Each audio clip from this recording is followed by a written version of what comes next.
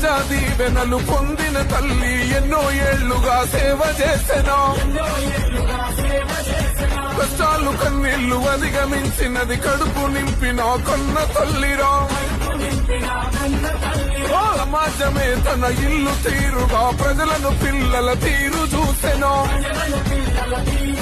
మన సకల కులాలకు సాయమాయన సమతను పంచిన ప్రేమమూర్తిరా. ప్రజా దీవెనలు పొందిన తల్లి ఎన్నో ఏళ్లుగా సేవ చేసెను.